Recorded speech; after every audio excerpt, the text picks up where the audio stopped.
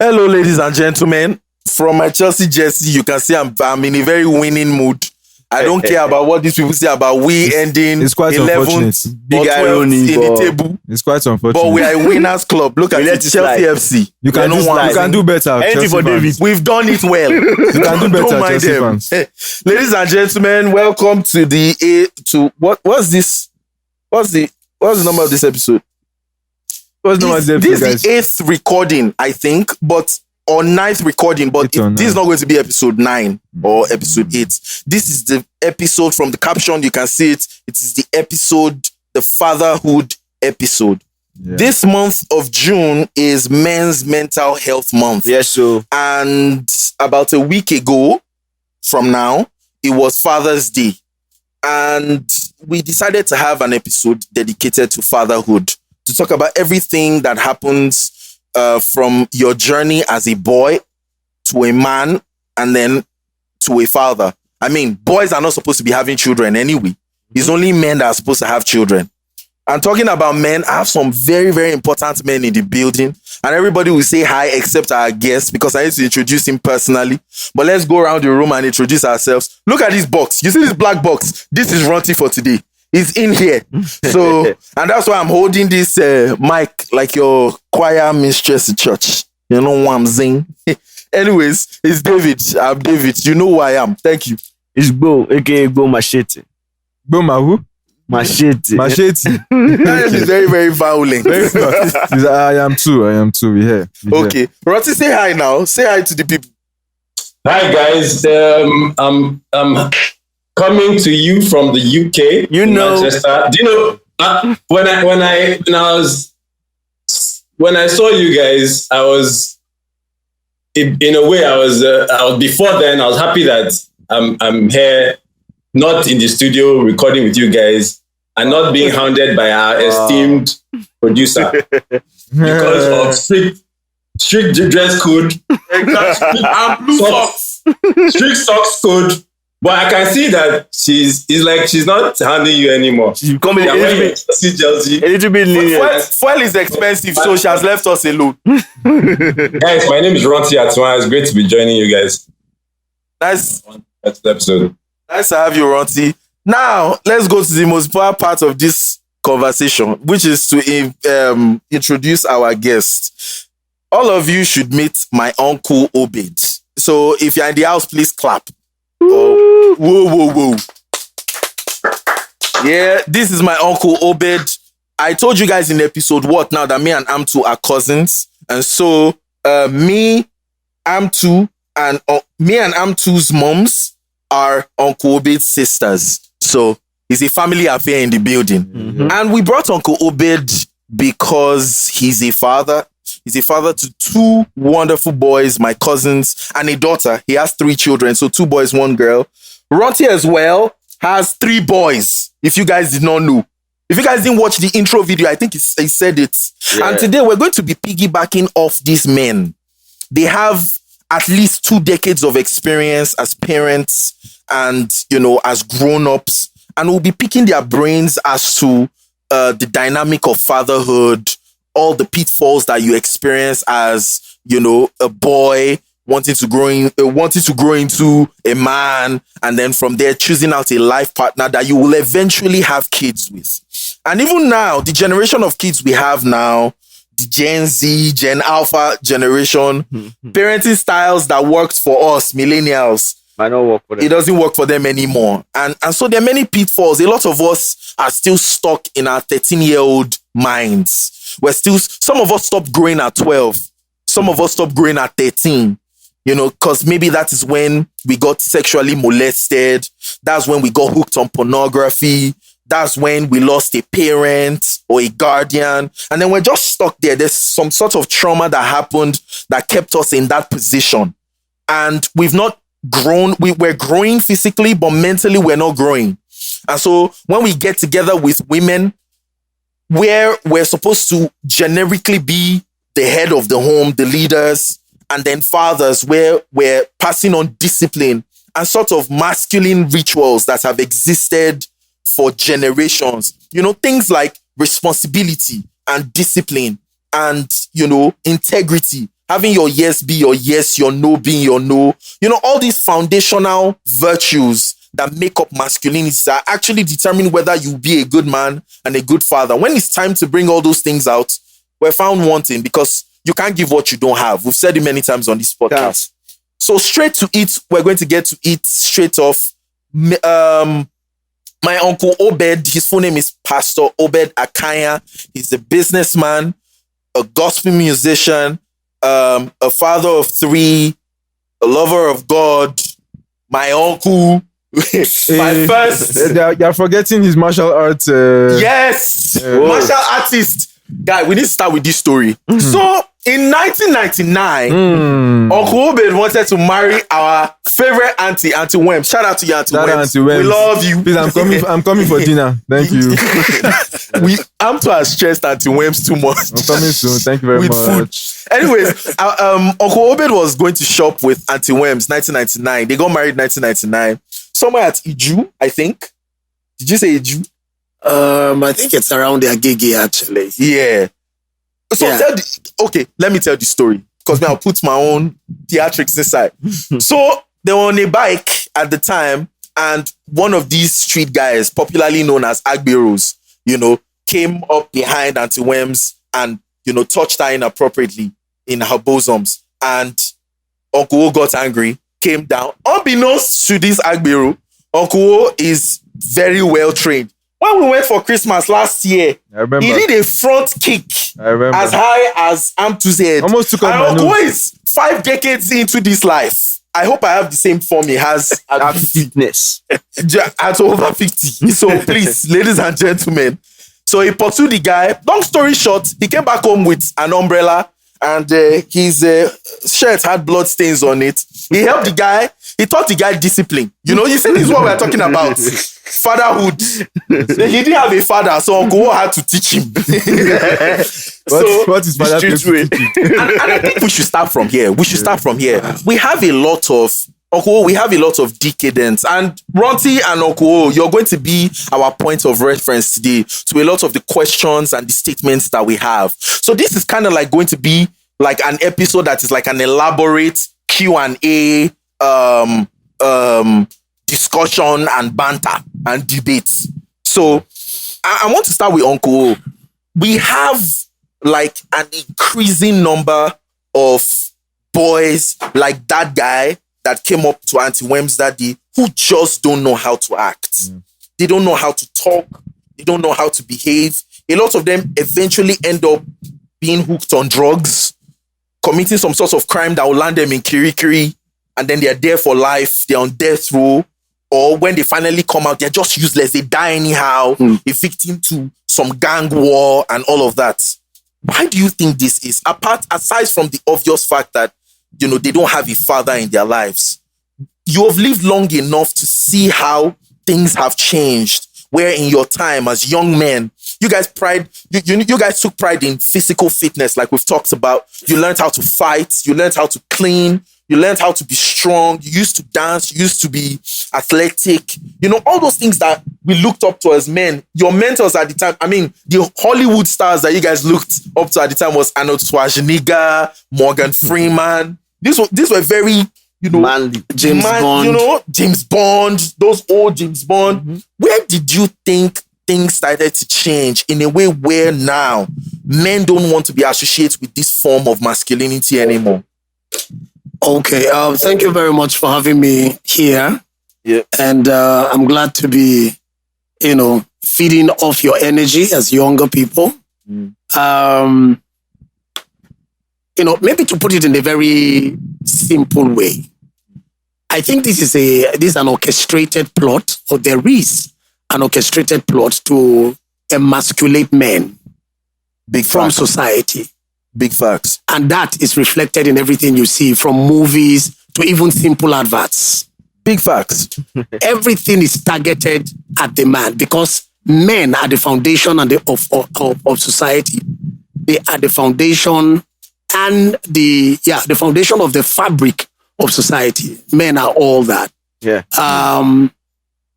I just don't take Christianity seriously because it's one of the things that a lot of people do. But based on my research, I've come to find my study, that having a connection with God is a primary thing you need to be able to function well in this life.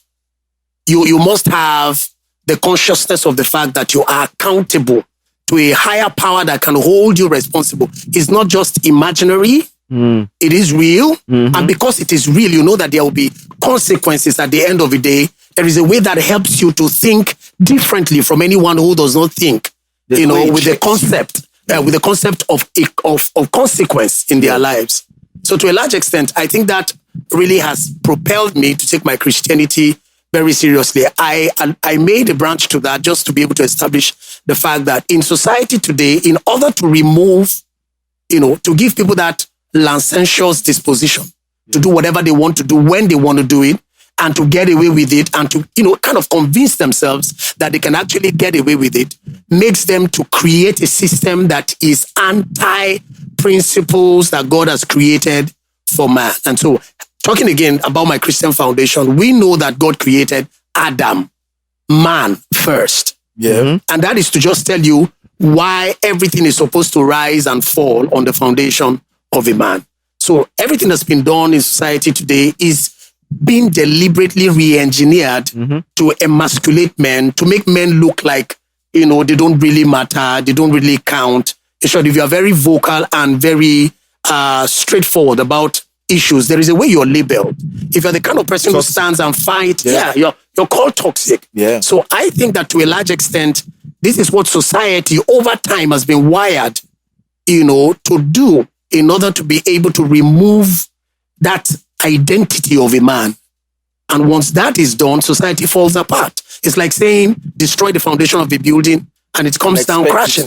I remember having a conversation some years ago about a system that was being changed abruptly, a system that we were part of, and the thing had worked for years.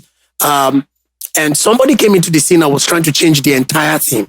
And they were wondering why lots of people could not get along with the new changes they were bringing on board. Now, these were not soft changes. And the way I captured all of that was when I was asked, what do I think is the problem? Why are we not making progress? I said, well, I know about you stepping into a building and changing some frames here and there, and then maybe even rearranging the partitioning of a room, or of a house, entirely of a building, as the case may be. Yeah. But I've never seen anywhere where people change an entire foundation and expect the building to stand. Yeah. That is exactly what's going on. And that's the reason why we are seeing what we're seeing now more than how it used to be back in the day, because the foundation actually is being attacked and systemically being removed. That's really what I would say.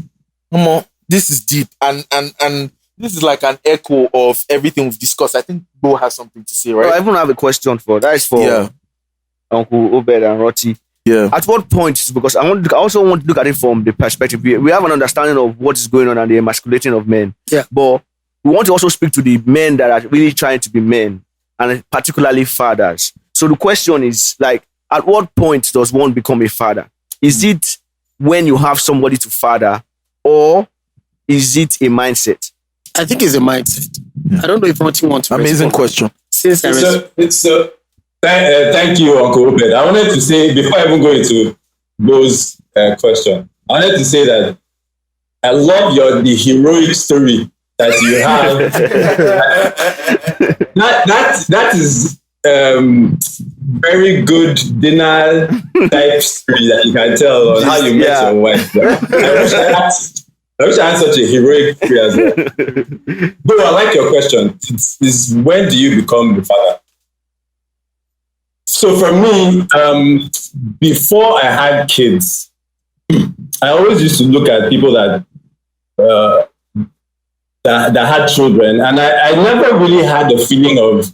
I used to understand. I used to sort of struggle with how is it that they get so compassionate, so involved with the kids. This is from a single guy's point of view. Yeah. I never really understood that bond between parent and child, particularly fathers. I mean, with a mother you can get, because this is, first of all, they're built to care. The second thing is they've carried this child for 9 months inside them. So they're sort of bonded to the child right from off the bat. But for a man, that bond wasn't quite clear for me. Not until I had my own child. When first of all, when my wife was giving birth, I made it a duty to be in the theater with her. So for a lot of men, some of my friends, at that point, because of anxiety and all that, they would prefer to be outside, just outside the theater. I know if one of my cousins was drinking somewhere in a bar with his friends, not judging, but that was his own way of coping. But I wanted to be there. Now that alone, just being in the presence of my wife, performing that miraculous thing, already started giving me a feeling of a stronger bond to both my wife and my kid. But holding my child in my hands, because when they bring the child out of the woman, they usually give if the man is there, they'll give the man. He would hold the child. So which is what I did. Holding my child just created a certain, almost made a certain feeling of responsibility that I had towards my family. That feeling of I am now responsible for something new. And then this thing is small, it's fragile, he doesn't have his own, he can't make his own decisions. He can't protect himself. All those feelings to me was when I now started really understanding what fatherhood was about. Before then, it was just really myself and my wife. Even when she was pregnant, I'm not sure I felt the full ramification of it. But at the point when I held him in my hands, I think for me, that is when that feeling just really started. And it might sound cliched the way I'm saying it, but you really would not have that feeling until you have both your own child in your hand. That fragile thing, it's a wonder to behold. Okay, I don't know if I could add to what he said. Definitely. I started out by saying that I believe that fatherhood starts as, he had that wonderful experience. I remember when my first son was to be born, we had waited for 7 years in our marriage before my first son came. And there were a lot of people around me. I like to work with people that have gone ahead of me. It's just my upbringing, I don't like to always have an experience of my own. I always like to pick from other people's experiences, experiences that I could actually glean from and apply it into my life. And then I don't have to wait maybe another 10, 15, 25 years before I learn the lessons. From your own experience. Because actually experience is not the best teacher. It is a cruel teacher. It leaves you with a scar that you don't really need for the rest of your life. And whatever lessons you've learned, it is now for another person. Because you'll be dumb enough to go around that route again. Because now it's now for somebody else. So experience is not the best teacher. So I always like to learn from other people. That is your own experience. Other people's experience, and you incorporate it. And so I had these great people around me telling me, okay, well, we'll handle your wife this way and all of that. They were mothers, So when the labor protracted for a while, and when it was about the time for the baby to be born, we realized we left something at home. And so they tactically got me to go to the house and pick that thing up. Now, it was that I figured out that thing was inconsequential at the end of the day. Yes. But they wanted me out of the labor room. Oh, okay. So by the time I came back, my son was already. So for me, I think back again to the story, if you go through that motion, what happened to him could happen to you. But we've also seen a lot of men that were there, they saw all of that and lacked connection with their children for whatever it's worth. And so I think it's a mindset thing. First of all, if you grew up in a society or in an environment where you are taught responsibility and somehow you get to value this, you have this sense of posterity, you just begin to look out for those who are younger than you. You begin to provide leadership and that fatherhood, so to say, to younger people around you. You kind of you go overboard to try to create or make things a lot easier for the people that are coming from. So I think it's number one, the mindset. That's what makes you jump into that role, to play that role of responsibility. Yeah. And I think it really equips you to just begin to care for somebody else other than yourself. Once that begins to happen to you, you are already in the zone, I would say. Amazing stuff. Do you have something at this point to say? Yeah, I'd really love to. I'm really just know what you're thinking of. First of all, what Ranti said about being there when his wife was giving birth. Yeah, I've heard so many stories of people passing out. Yeah. When that happened. Yeah. So it's not even something I don't even know. He's a brave guy. I don't even know if that's something I'll even be able to do. Yeah. But father, my second child, there were some complications when my wife was giving birth. Second was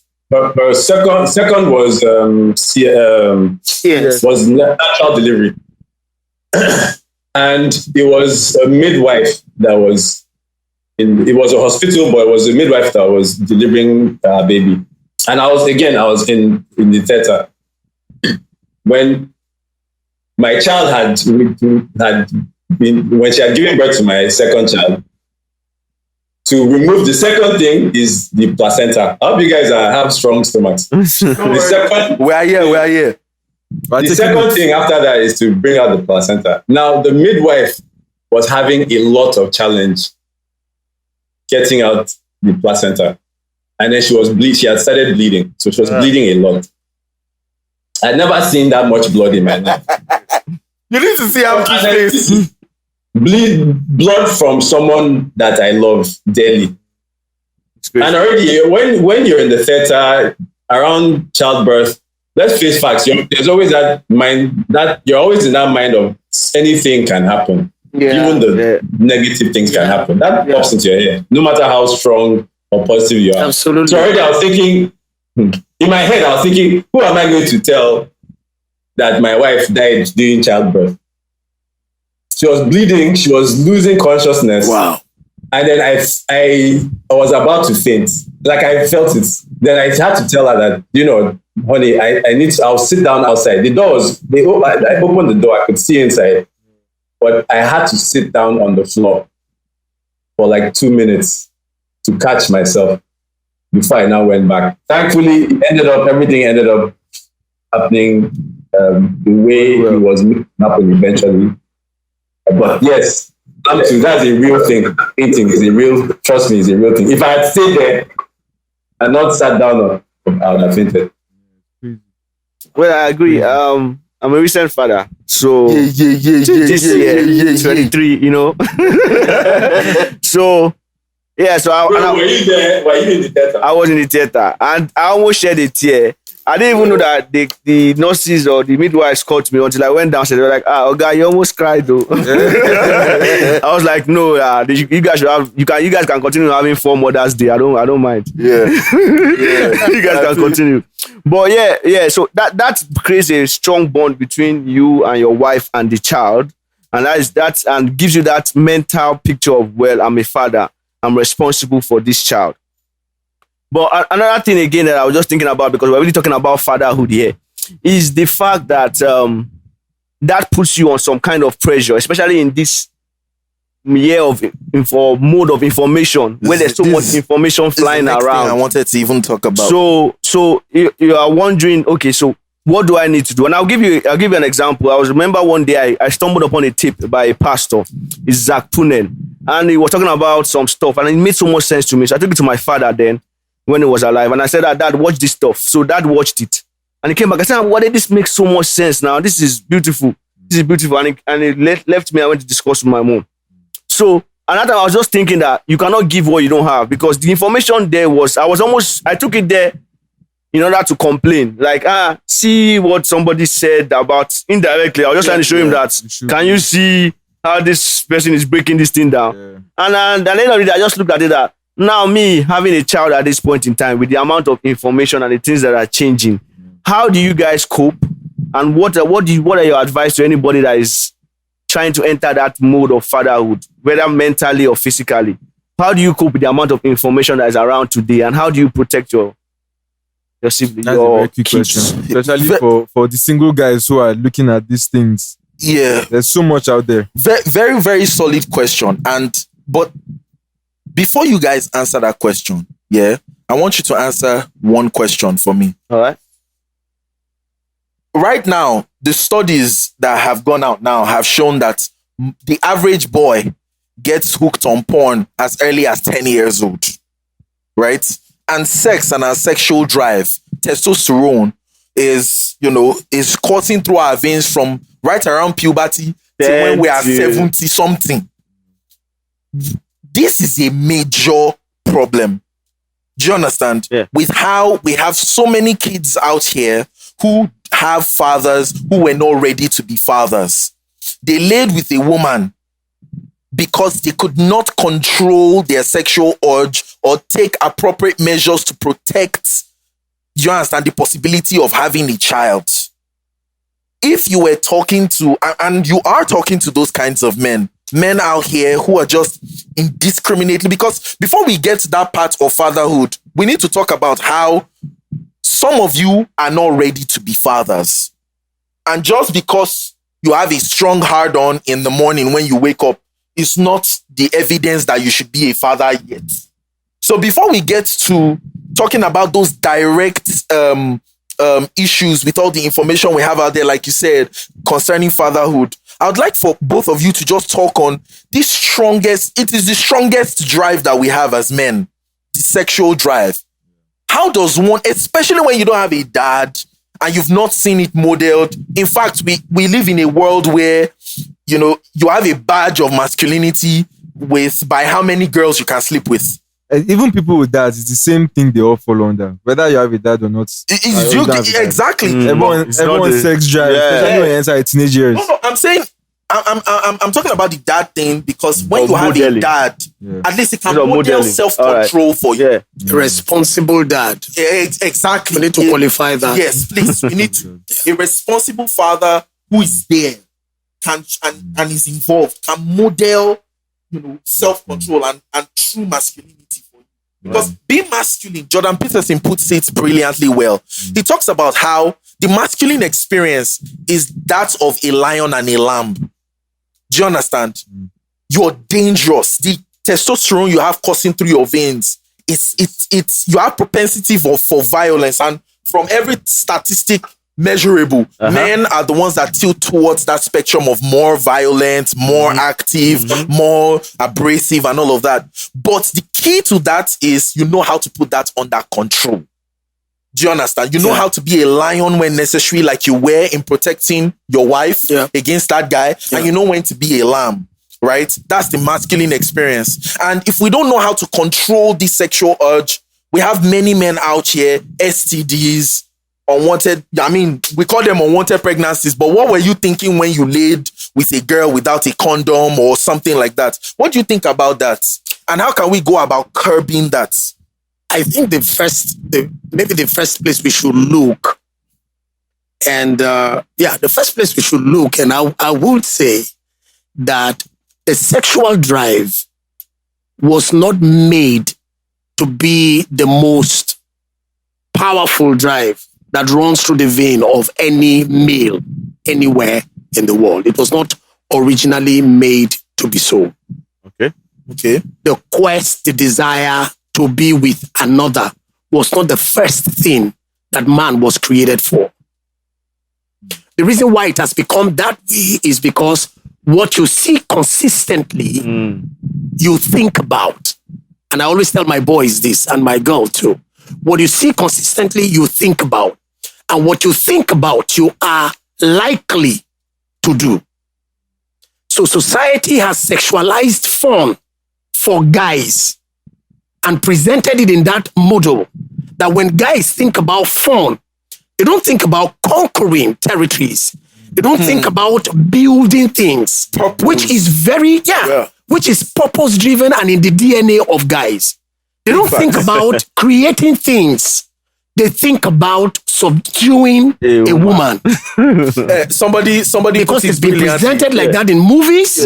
If you see a bad guy in a movie or a happening guy, he can, for instance, let's take James Bond. Yeah. I mean, he's lays with as many women as possible. He has access to gun. He's smart and all of But they don't show you what this guy builds, really, other than goes after the enemy. Espionage. It is more a vengeful tendency that is pumped into your mind, a subliminal message in your mind. So you think of when I can take revenge on anybody, that makes me a man. When I can dominate women, that makes me a man. You know, these are the things that have been sent into the mind of guys. And that's why look at our songs. Or everywhere you turn, even the ads are all targeted at a man, and they do that to sexualize fun for man. So fun has been redefined. It's been redefined for man. And that's the reason why men actually, like you said, readily said, you know, people actually look at you as a man based on how many girls you have conquered, to say. Someone put it brilliantly online. When it should be how many ladies you have protected and groomed to become women. Funny enough, if a rapper was even giving the statistics and he was talking about, he spoke to 10 of his friends, female friends, and about 6 of them have been molested. It's Absolutely. crazy. And what Uncle Lou is even saying, there's a slogan in like the entertainment advertising world, which I'm sure Ranti is familiar with. Sex sells. Sex sells. It does. So sex sells in songs, sex sells in adverts, sex sells in movies, sex sells in politics, sex sells in everything. But how to think of it, when a man is really hungry, man or woman now, the human race, when you are hungry, you don't think about sex.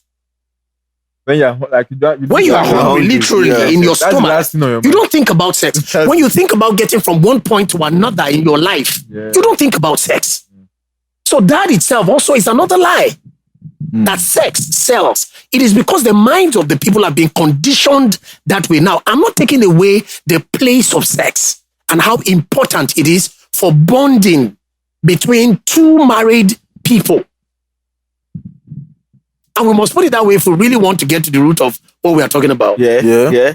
You know, because why do we have all the vices we have in society? Why do we have guys who are checking out of, you know, their, what will I call it, with their environment, also to say their, the space where they are at as a young man who should be using their energy to build their life ahead of thinking about sex.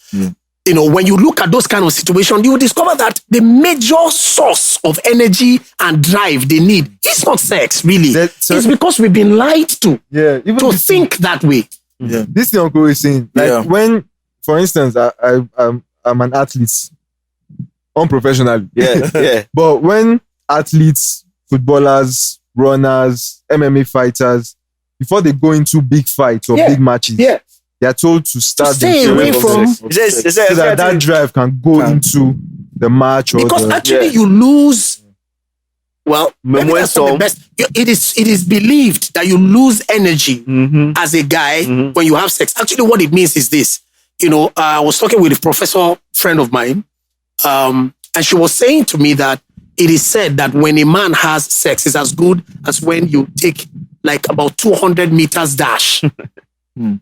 Or when a man have sex and ejaculates, it is measured that same. I have not verified it, but I can understand what she was talking about. Now, if you're not doing that with someone who is on a journey with you, you're actually losing energy. But if you are exchanging strength with someone who is on a journey with you. And that's why sex in itself is most beautiful, most advantageous, and what's the word now?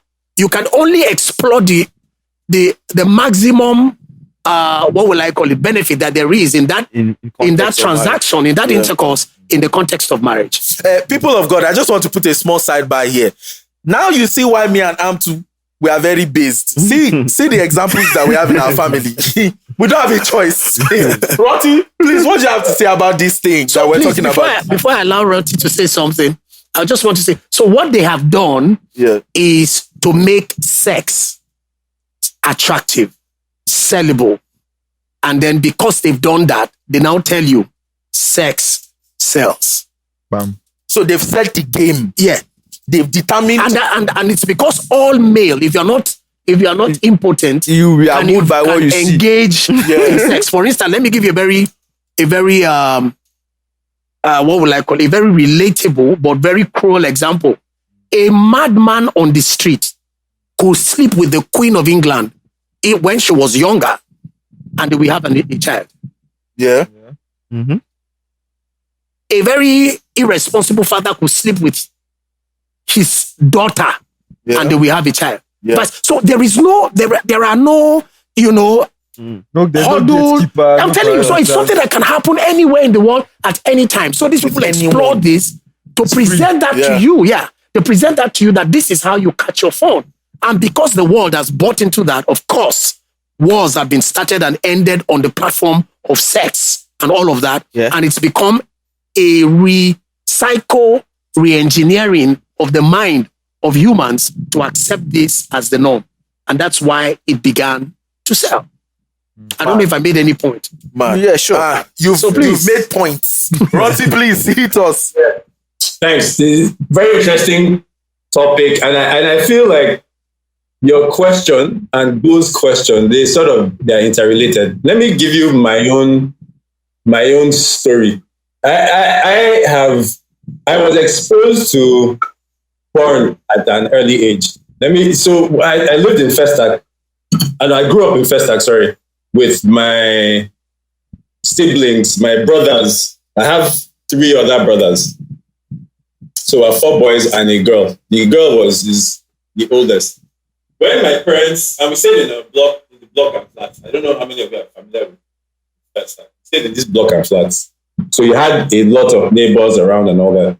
When my folks would leave the house, my brothers would close the windows, draw the blinds, put in a porn tape. Then it was VHS. VHS. That you've labeled with something normal, but recorded on top is porn. God knows where they got it at that point. So they slot it in, close all the things. Sometimes they will invite 1 or 2 friends over, and then they will now watch porn for 30 minutes, 1 hour that my parents are not around. That was my own introduction to it. In fact, the first time I watched it, I was like, these things can't be real. I just felt like it was fake. I don't believe this is real. Growing up, and then we didn't have internet. Remember, guys, there was no internet or anything then. So if you needed to access porn, it's from tapes. Fast forward to when internet now came. I could easily access porn off my phone. And Uncle Obed is right. It's sort of, at some point, it takes over a lot of your thinking. If you're not careful, all that energy that you should be using to create, you are using it to think of, how do I look for someone that I can practice this thing I'm watching on? You get, so that informed a lot of my own growing up. Now it's worse because children have their own, all my kids have their own phones. They have access to the internet at any point in time. If you guys remember, when the internet came, when all the YouTubes and so came on, you could have child restriction. Even now, you can set child restrictions and all that, monitor what they're doing. But at some point, that becomes overwhelming. How many things can you truly monitor? How many things can you restrict? Not many.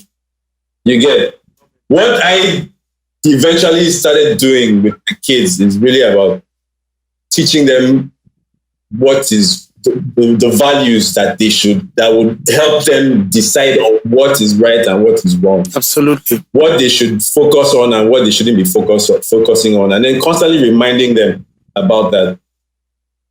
And just hope for the best, really. Like I said, is my own journey with porn was not something that it wasn't intentional. I just happened on it because it was around me. So imagine my own kids, even with all the things that we teach, sometimes I imagine that they could be exposed to it from their peers in school. Yeah. There's no way some friend can open porn on his phone and then, they're sharing with them.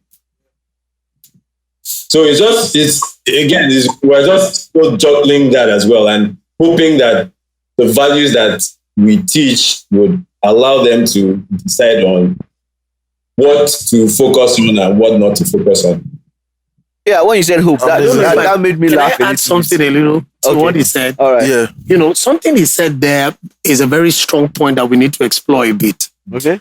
Back in the day when guys were growing up, when we say back, that's why it's very good for us to know our history, especially as Black people. Yeah. From our culture, back in the day when men, were growing up as young boys, their parents always called them into this meeting, sort of, where they mentor them from, with stories, with adventures, telling them stories of adventure, conquest, and most especially having purpose for life. And then seeing that as your goal. Women were not portrayed to men back then as one of the goals they need to achieve. Marriage was presented as one of the goals to achieve. It's two different things. Because with marriage comes responsibility. Yeah. So you're taught responsibility in all of those stories. Now, over time, men became a bit so detached, got so consumed with having to provide or make a living for the family that we rarely see men sit other guys down to instruct them like, Ranti is doing with his kids. I do that with my boys and even my girl. I think if you look at our society, more attention is paid to the girl child than to the male child. Yeah. And so you have a situation where the girl, before she's probably even 10, 12, mentally she's already mature. Already developed. She's been told repeatedly the level of responsibility that is out there for her as a woman, what is expected of her, how she's supposed to sit, where she could go, where she couldn't go. Curfew is even established for her when she goes out to play. But the guy is left to grow up like a wild branch. And like I always tell my children, as every flower you see today in any building and you admire, all those flowers are all weeds, basically. All flowers are weeds. It is because somebody took the time to trim those weeds, took the time to polish them, to take care of those things properly, and then put them in a place where you can admire them. Now you refer to them as flowers. So when you allow a guy to grow up without any of those attention, pruning and so on and so forth, the guy ends up to be a weed. And the energy that he's familiar with and what they discuss consistently that drives them to watch pornography will be sex. Yeah. Do you understand what I'm trying to say? Because they're left to themselves. They're not told what's the purpose of the energy and the drive is within them. So even what you're talking about, I experienced it as a young child. Thank God for my dad and my mom that will speak to us every morning and every evening. Until now, I still hear the voices of my parents in my head. They are both late now, but I still hear their voices in my head telling me things to do, reminding me at over 50. Yeah. And it stays with you for the rest of your life. That's why it's important for men to be mentored. So I think to a large extent, a lot of time men are left to themselves. When you see ladies being groomed, what happened to the guys? The guys are playing cowboys and Indians, or they are rolling. Okay, well, in our own day, you guys are, you have a better. Cowboys are Indians. You are rolling a tire around the street. You're shooting, you're fighting, football, and so on. Those are the things that you're left to grow up on your own. So you were never groomed to be a man. To a large extent, you kind of try to figure out what it means to be a man. So when you get over here and then you suddenly maybe get married, sometimes a lot of men struggle when they don't have mentors in their life to tell them what it means to be a man in the first place. So they struggle. And I think this is what leads into that question you asked. And that's why most of the time, a lot of women are more, and that's why a lot of times when more women are more intelligent and more developed up here than guys. Yeah. A lot of girls mature faster than guys. Yeah. Well, I was listening to with parenthood. with parenthood, one thing I've learned that worked, and I think I had a bit of it with my parents. Growing up, my mom and my dad, they would say things like, do not do this. Don't, it's more like command and rules. They set commands and rules. With my own kids, when we set, to myself and my wife, when we set rules and commands, we tell them the reasons why. Yeah. We add that. We add the reason why you should do this or you shouldn't do this. This is the reason. Absolutely. And we focus a lot on those reasons. Absolutely. Rather than just do not do this or do this. Yeah. Those reasons allow them to sort of think back and use, even if they're in a situation that is not exactly like the one that they found themselves in when you created that command, they can use the same reasoning to make a decision in the future. Absolutely. I think in an earlier episode, I was also talking about something like this, and I was talking about how guys are moved by what they see. And we are inundated with images all day long. And I was trying to point out that after Uncle Obed has spoken, he almost looked as if it's almost a lost cause. Because at the end of the day, Uncle was able to break down and make us understand why sex sells. Not because it's supposed to sell, but because they have made it sell. That's the game. So there's a big engine that is already working in the society. That makes it difficult. You get my point? That makes it difficult. I can tell my own porn story. Started from when phones came out, phone erotica and all those stuff. Yeah. And it's really, really crazy. But, and I remember, when I was talking about hope, I just remembered one comedy, and I was listening to, and it was like, he just gave birth to his daughter. That was his first child. And it was like, the first thing he had to think about is that, God, it was an American guy. Was like, how am I going to make sure that this girl doesn't end up on the pole? so that was the first thing that was in his own mindset, because it was like almost everybody around him was going crazy. So it just shows what's going on. But I'll give you a very simple thing, a very, very weird thing I noticed. There was one guy I know, like I know almost every guy I know in this world has watched porn before. Yeah. But there was one guy I know that has not watched porn before. And I was shocked. And I was like, guy, you've not watched porn before. Legit. This guy's older than me. Older than me by 2 years.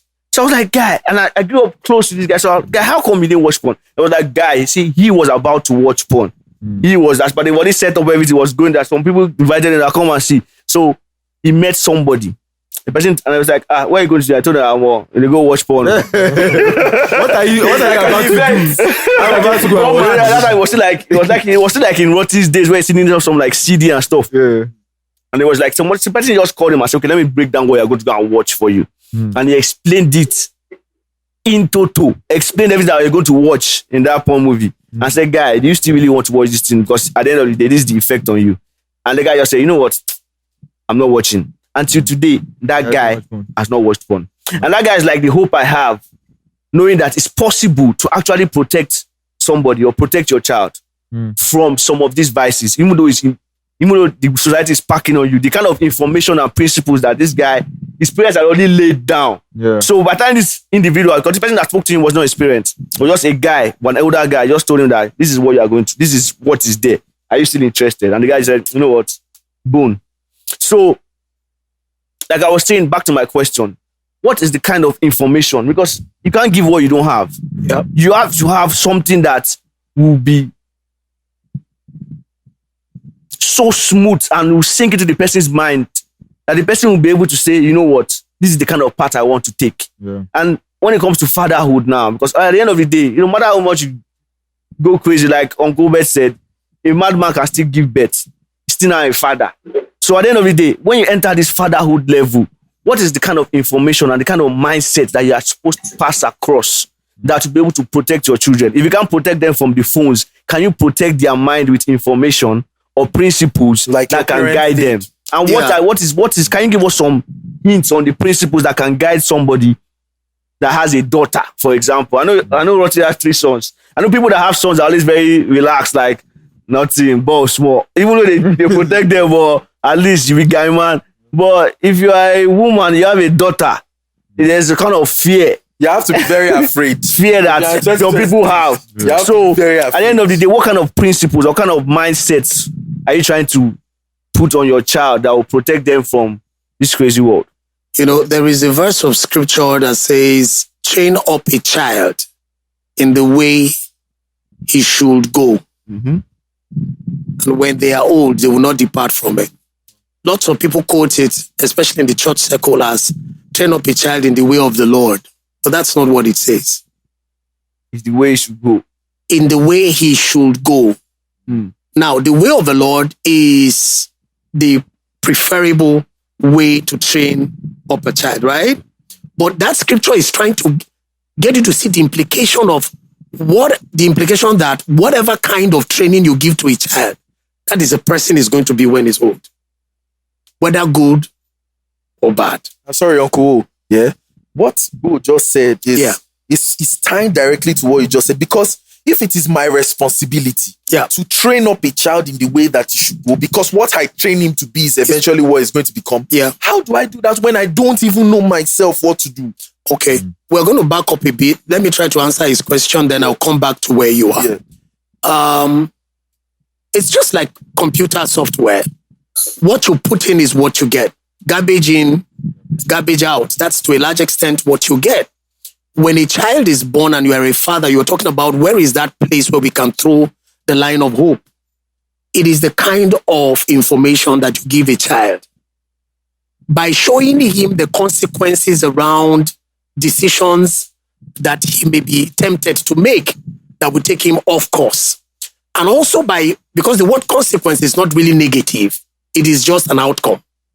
That's what it is. So it can either be positive or negative, but a lot of times you use it in the negative. Mm-hmm. Say that's the consequence of this action. But the consequence of doing the right thing is that you succeed and you move forward. So if you're able to provide a child with all of these consequences and also give your own story as a father, where you missed it, mistakes you made, and you are very genuine and real to the child without lying or giving any impression that is not there, but you're down to earth and the child can feel you at that level. The child connects with you and he knows that, this is a safe place for me. I can always come back here even if I make a mistake.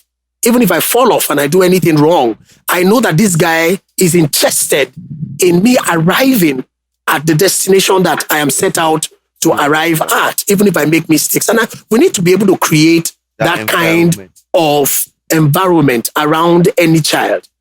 But more importantly is to make them to realize the consequences. That's one thing that my dad did to me. All my life, my dad never flogged me one day. Really? Yeah, not one day. He may have flogged my other siblings. All those floggers, and I've seen him flogged my siblings. So it's not like he's not giving to it. Okay. But for me, I happen to be the last born of the house. My mother didn't treat me like a last born. She was on my case for everything I did wrong. She made sure I got it or I get it for any action I took wrong. Even if I went to bed at night, she would come to me with a whip, wake me up and make me to get. And she would tell me that the Bible says the sinner shall not go unpunished. And we are not going to break the word of God in this house.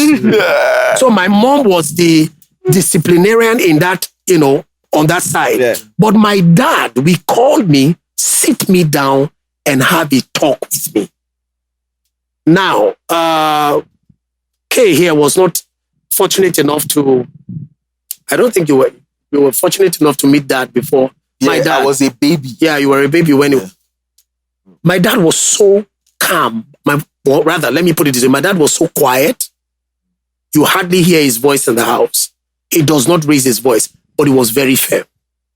How he did it, I don't know. But when he talks to you, it's like a blanket comes on you. You know you couldn't cross that line, even if you dare. Yeah.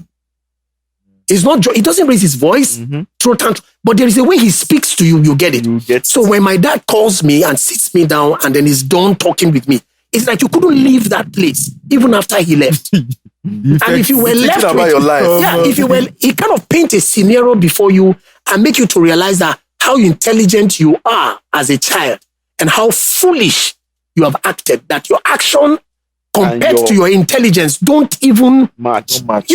He leaves you with this imagination that, man, What's wrong with me? Like, what's wrong with me? How could I have even What done came that? over me? So you would prefer to be flogged, but now you're not feeling condemned, but the guy just kind of elevate You're thinking. who you are and who Shows you you are that supposed to be. there's a higher realm at which. And that's exactly what I do to my children right now. I make them to realize how great they are, how intelligent they are, that they couldn't stoop so low to be doing stupid things like this. And let us also even look at the consequence of your action. This is where this will end. This is where this ends. So what would you rather choose? So to be able to...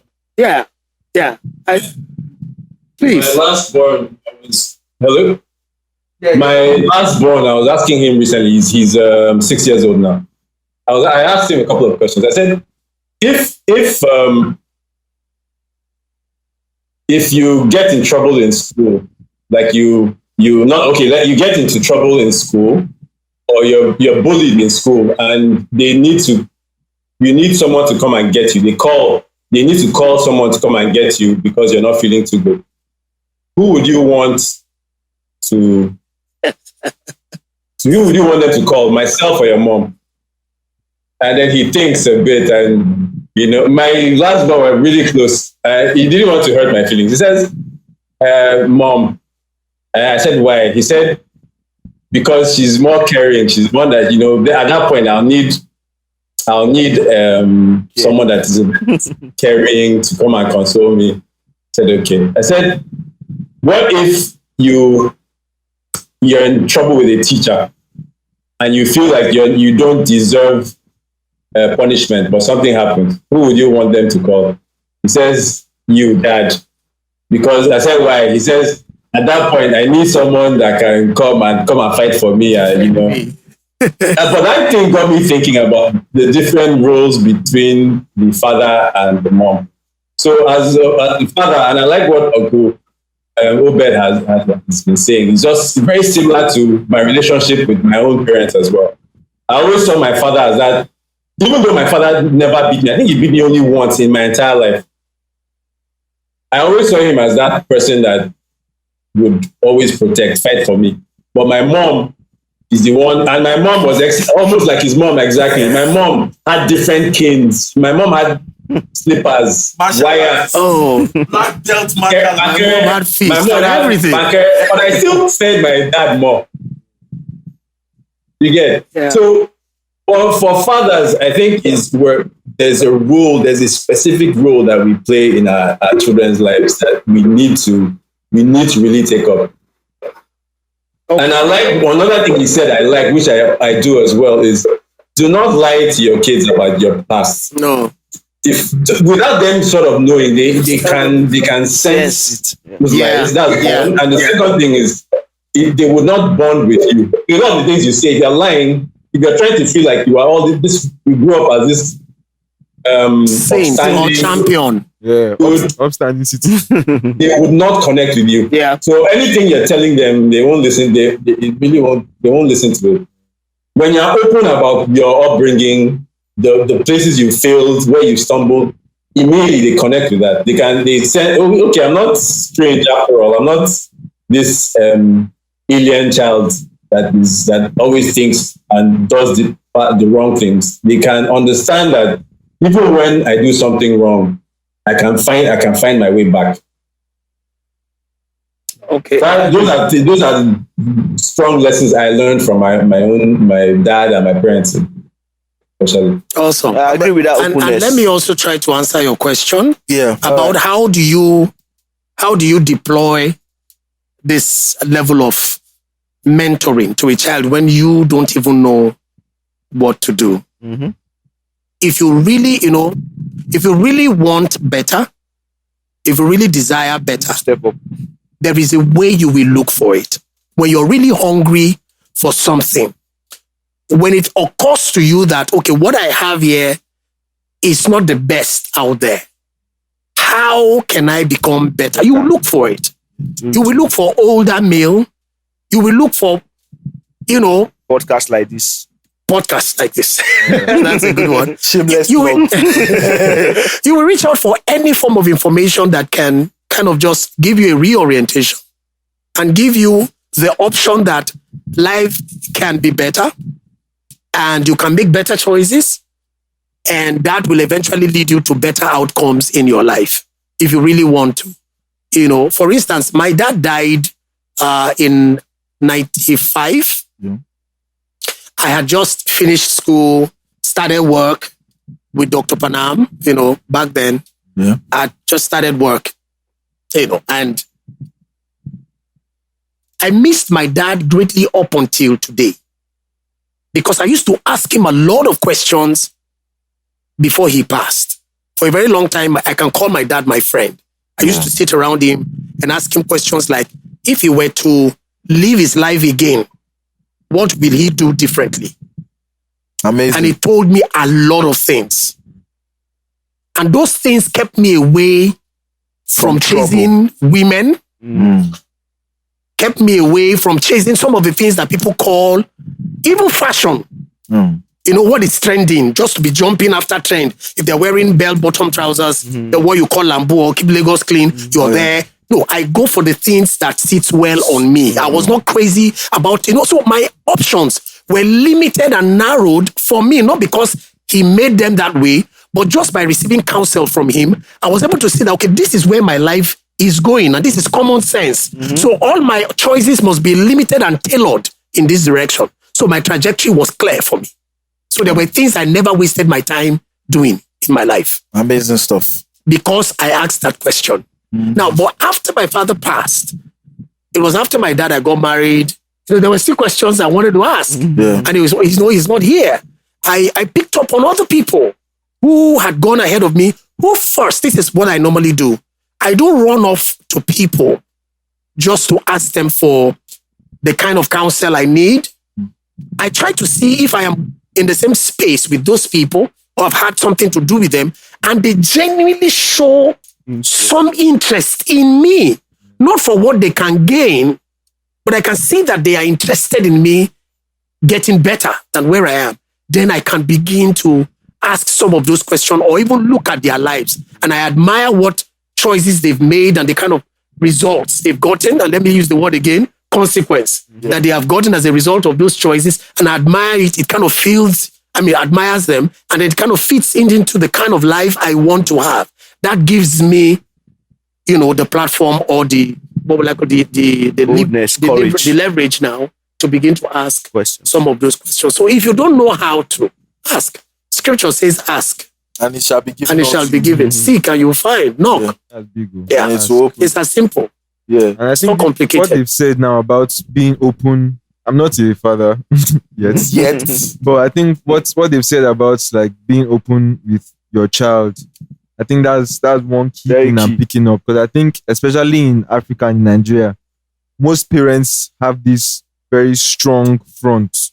But they put up this front of a hero, of someone that never made a mistake. No, someone that had parents in Africa largely don't make mistakes. Yeah, exactly. So there was never anything to confess to. Exactly. So I think they are always right. Most youths like myself, so they can't influence their children. That's why most youths, when they have a question, they rather just ask Google than ask their or parents. ask a celebrity. What you're saying now, sorry for interjecting, actually put undue pressure on the child, because the child is beginning to feel like something must be wrong with me to be this way. Ranti mentioned it earlier. Something must be wrong with me to be this way.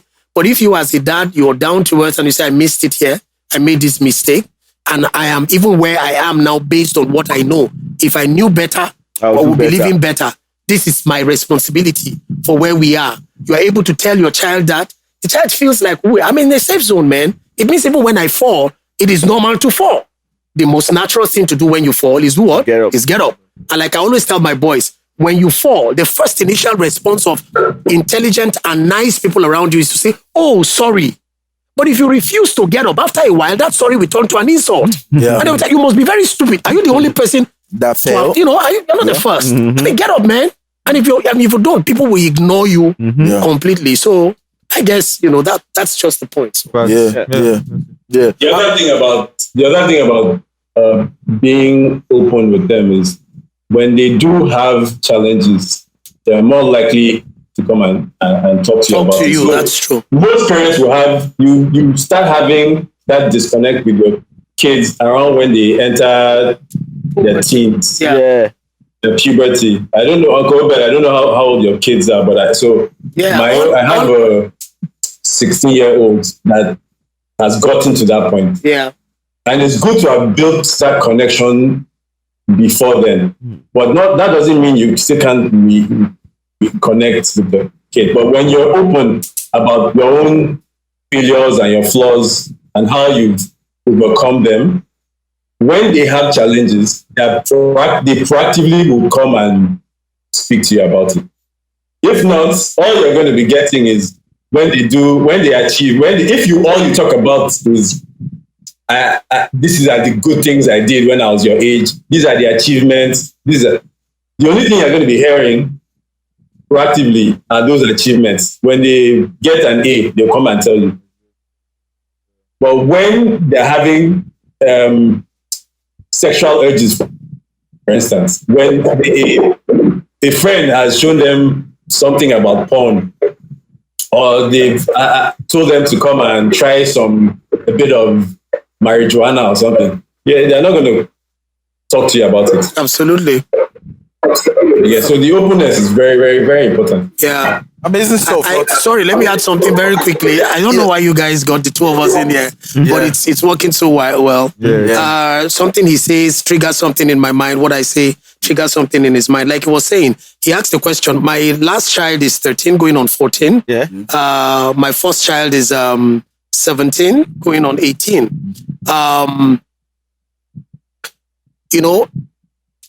I try to tell my children that even sexual urge is natural.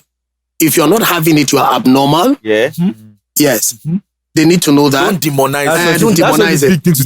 Don't demonize it. It is normal to have sexual, urges. It means you are normal. Yeah. But like I tell them, just because you are hungry does not mean you should grab anybody's food on the street. Mm-hmm.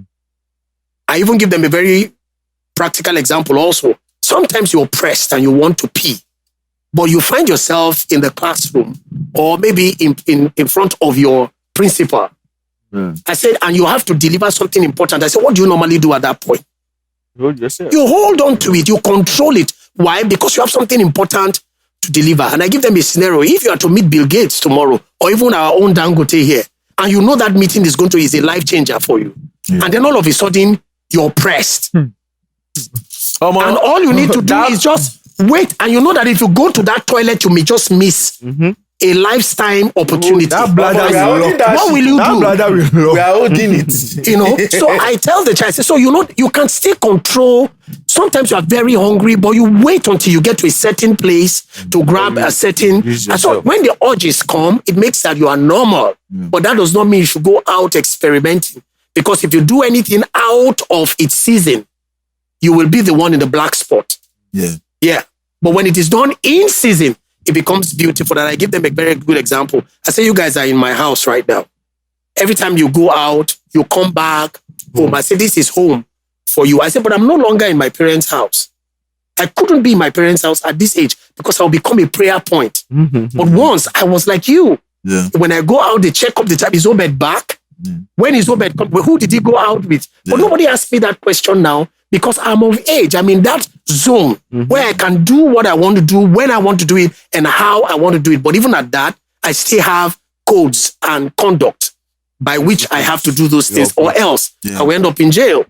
So there is no total freedom anywhere. So just because you feel a certain urge does not mean that you should go carry it out. But it is good for them to know it is okay to have those things. And then also he said something that I want to talk about. When people invite you, come and watch this. Now you have been well informed that what you see will stay on your mind and you don't need that kind of energy. I tell my guys, I tell them, look, you don't need a girl in your life now. And I use Uncle Amtu as example for them. I say, Amtu, and I use you two. I said the two of them had finished school. They are out of school. They are working and earning. And now a lady can be allowed in their space because they found purpose first. Not a lady first before purpose, because that will ruin you. I tell them, I say, look, you can have girlfriends who are just friends, not anything attached. Because once you do, as a man, naturally you begin to feel responsible for that lady, and you don't need that level of distraction now. There is time for you to do that. If you do, this is what it will do to you. This is what it will do to you. It will divide your focus from throwing all of your energy to being successful as an entity first. Yeah. And now here you are carrying a bag you're not supposed to carry. Go. So there's time. Let me just interject here. We've heard many stories of many people coming online to talk about how you guys should not stop carrying responsibilities that are not yours. Do you understand? You've not found purpose. You've not built anything. You've not done anything. But here you are trying to pay school fees. Here I have a young guy, one very young guy who really loves and cares about a girl. He is trying to build a studio. Do you understand? He's musically inclined and he's trying to build his own studio. He had the money and was saving up to get some other equipment. And this girl, when she broke up with him, he was very sad. That day I even ran into him. And, it was by divine providence that I was with him at the very moment that she broke up with him and he was in pain. So I was able to talk to him, get the story, and kind of like get him, grounded and all of that. But he told me, he said one of the things she complained about was that I'm here. I needed an iPhone. And you say you're saving money up to go and buy studio equipment. Really? How does that show that you care about me and all of that? And it's like, when I bought... the phone she's with, I bought the phone newly for myself. I gave it to her and took her phone.